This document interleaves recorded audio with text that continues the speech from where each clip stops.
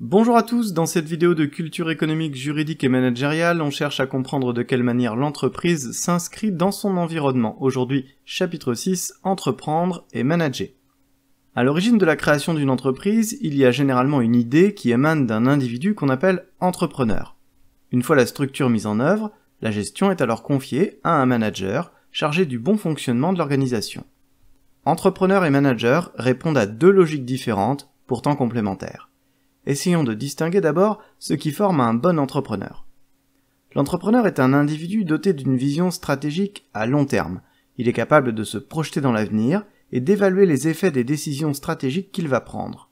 De même, il est en mesure de réorienter la trajectoire en cas de difficulté. L'entrepreneur a le goût du risque car il ne connaît pas encore les conséquences de ses actions au moment où il prend des initiatives. De même, l'entrepreneur possède un certain nombre de qualités relationnelles lui permettant de fédérer un groupe autour d'un projet.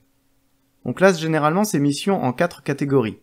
Il planifie des projets de l'entreprise à long terme, il prend des décisions stratégiques mobilisant généralement d'importantes ressources, il contrôle les activités de l'entreprise et met en œuvre des actions correctrices si la trajectoire des actions menées ne va pas dans le sens voulu, et il développe l'entreprise en ayant pour objectif d'en améliorer les résultats et d'en accroître la taille. Observons maintenant ce qu'on appelle la démarche entrepreneuriale. Dans le cas d'une création ou d'une reprise d'activité, l'entrepreneur doit se poser un certain nombre de questions avant de se lancer dans la mise en œuvre de la stratégie qui sera la sienne. Dans un premier temps, il doit analyser l'environnement dans lequel il évolue, afin de saisir les opportunités qui s'offrent à lui et les menaces auxquelles il devra faire face. Ce diagnostic lui permet ensuite de faire des choix en termes de stratégie. De même, il pourra estimer ses besoins en capitaux et se lancer ensuite dans la collecte de ces derniers.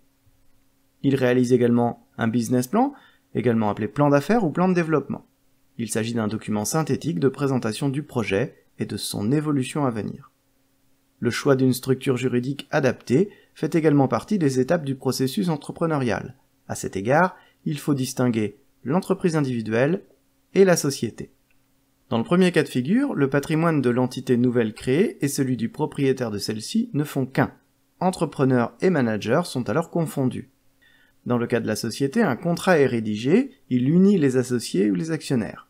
Une nouvelle entité est fondée et elle dispose de la personnalité morale. On distingue alors plus aisément la propriété de la direction de l'entreprise. Terminons cette vidéo en expliquant la distinction entre logique entrepreneuriale et logique managériale. Tandis que la logique entrepreneuriale repose sur la recherche d'opportunités et la prise de risques, la logique managériale consiste en l'allocation optimale des ressources dans une optique de continuité d'exploitation. En effet, la mission confiée au manager est le bon fonctionnement de l'entreprise. Le manager est amené à prendre des décisions qui relèvent de la gestion courante, opérationnelle de l'entreprise. Bien que ces deux logiques diffèrent dans leur définition, il faut parfois y voir une certaine complémentarité.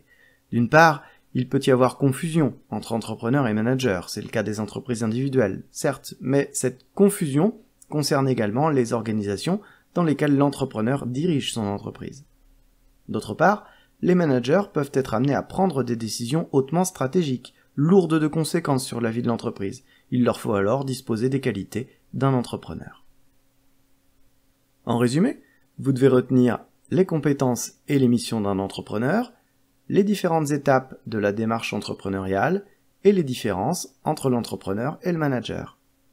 Ce chapitre termine donc notre premier thème sur l'intégration de l'entreprise dans son environnement. Bonne révision à tous et à bientôt pour le deuxième thème du programme, la régulation de l'activité économique.